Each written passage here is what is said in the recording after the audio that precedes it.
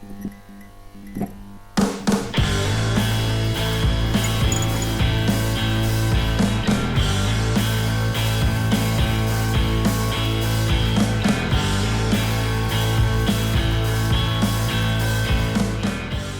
everybody, this is Jared Dennison. Another episode here of Realities of Real Estate, where we will dive into topics related to real estate, cover myths and myth bust common myths in our real estate industry, meet with other professionals within the industry and go over what they do to help you, as well as just general consumer-based information and steps of what the reality is versus what you think about the real estate market.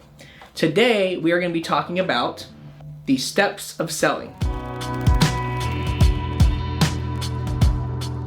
There's a lot that goes into this. I'm just going to give a very general overview, and some steps are going to have subsets, so they might not be in perfect order based on your scenario. I just want to cover these in very general terms, and please stay tuned for future videos where I bring in other professionals as well as elaborate on the things that I'm expressing here today. Step 1, consult with an agent to determine the next steps. Well, obviously, I would believe that step 1 would be to consult with a realtor, right? Because I'm biased and I am a realtor. That said, here's some of the things that you should be talking about in your pre-listing presentation or your pre-listing steps. Talk about a pre-inspection. Why would someone want to inspect their home before they list the house? Number 1, it can really help you, especially if you're anxious about things or you get nervous. It can really help you to determine what problems you might encounter during the inspection of the buyer, and either A, fix those issues ahead of time, or B, make those considerations in what you list the home at to be prepared for if the buyer asks for concessions towards those repairs.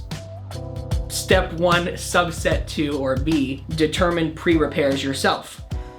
If you know that there are items that you just haven't gotten to that need to be repaired, especially related to these 5 items: roof, air conditioning, plumbing, electrical, and, give me one pause there, Brandon.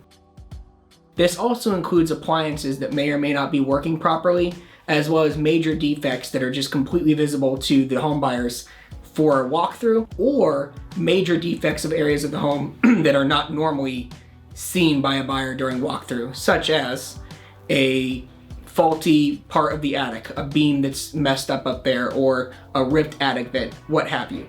If you know that there are repairs you need to do, consider these in your list price, or at least consider them for future repairs.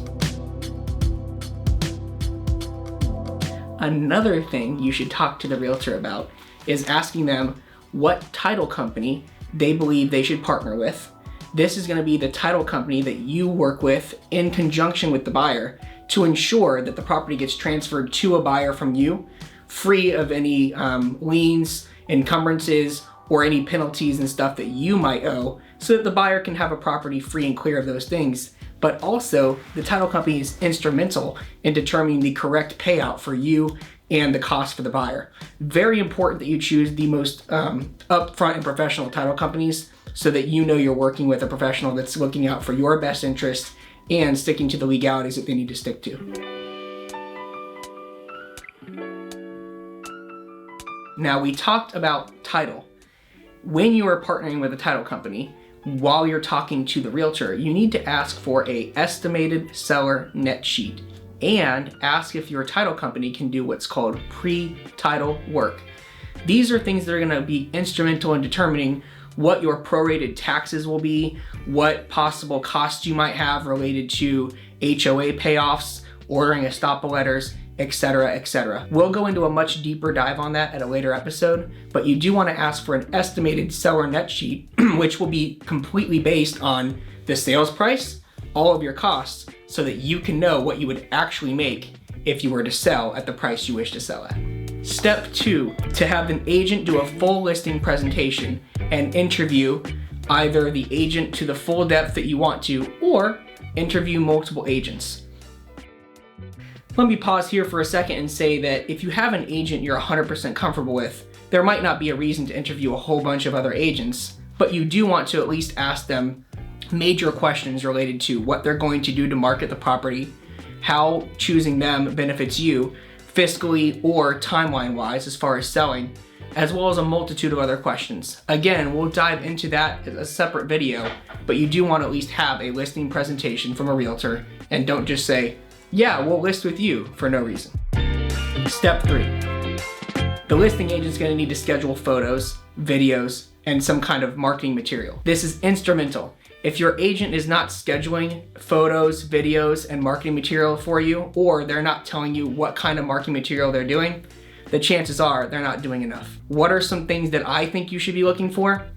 If you are looking for a professional to do photos and videos, I think you should be looking at someone who can do a full video walkthrough, not just a slideshow walkthrough of photos, professional grade photos for your listing, marketing materials for everything from online marketing to postcard mailers, if that's the direction you choose to go, and look into a 3D walkthrough of the home where you can actually click through and look. Especially in the midst of the current times with the pandemic, etc., this could be a huge option in getting your home sold, especially to out-of-state buyers. Step 4, creating an advertising plan. Now, we touched on this briefly with the photos and videos, but you need to ensure that the agent you're working with or interviewing has a marketing plan specifically for your property and the styles of buyers, whether it be income related or demographic related as far as where they're coming from or what areas they expect most buyers for your property to come from. Implementing a market plan is the single greatest factor other than price that will determine whether or not your property sells. Step 5, you need to have a plan for conducting showings. If you don't have a plan with your agent, the chances are they're just going to schedule every showing they possibly can to make sure they get it sold for you. However, this can be quite disturbing for families that live in the home every single day, or if you have children or dogs or pets, or you just don't want people in your home at a certain period of time. This is instrumental in making sure you get your house sold, but you need to make sure that the agent does it in a way that's comfortable for you and set those terms up front so as not to cause confusion down the road. Step 6. Once you have an offer, you need to be able to review the offer, or ideally you get multiple offers. You need to have a plan to review multiple offers. Consider setting aside a specific date or specific time frames in which you would review offers if you got them. For example, if you told your agent, hey, we really don't have good times on Monday nights, it's very hectic at our home, consider saying, we review all offers after 5 p.m. on Tuesday, or something to that effect, so that you're not stressed when reviewing offers, as that's one of the more critical times to make sure you choose the right offer for your contract. Step 7, accept the contract. Now, this might seem very simple, but in reality, this ties into step 6 very closely. In choosing whether or not to accept an offer, you need to ensure that you've spoken with your agent about what they do to vet the buyer in making sure that they can close. What do I mean here? I mean that if they have a pre-approval letter from a bank, you need to make sure that your listing agent has actually called the bank and made sure that the funds are in the account, or that they've asked the bank, hey, can you close in the time frame you stated on this form? Are there any other things we need to know about this loan that might affect closing on time, etc., etc. Be sure that your agent has a full plan in vetting these offers so that you end up in a contract that actually closes in the time frame in which it's specified. Step 8, have a plan for your inspection period. This ties into step 1 when we talked about doing a pre-inspection or being prepared for repairs. But during this period, the buyer may ask for repairs. You need to have a plan for what you're willing to do and what you're not willing to do. And you need to have a number associated with those items so that you're not caught off guard when that request comes through. Step 9, appraisal. This is a little bit too much to try to get into in this video, but just understand that depending on the type of loan that the buyer is using, if they use cash, they don't necessarily need an appraisal. But depending on the type of loan that they choose, there are different factors that might be used to determine the value of the property, and your listing agent needs to have a plan in place based on comparable properties that have been recently sold, ideally within the same neighborhood and with the same features that your property does, so that you can make sure that your value is actually worth what you're selling it for. Title work. We talked about this briefly in section 1, but just understand that during this process, since we're going over the steps of selling, that the title company may be asking you for additional information like ordering HOA payoffs, checking to see if you owe anything to other organizations such as mechanical liens like an air conditioning company or something you've had done to your home. Making sure that if you've made any changes to the property, you let them know so that if it comes up in a survey that you're fully aware of those options, and ensuring that anything that might relate to the sale of the property or the taxes that you disclose to the title company so that they can work as great as they possibly can for you. Just like our buying video, step 11 and 12 are to close and then write a review. At closing, take the time to read each document and listen to your title advisor. The person who is considered the closer will very likely have a very strong understanding, because you chose the right title company from step 1, in making sure that you understand everything that's going on.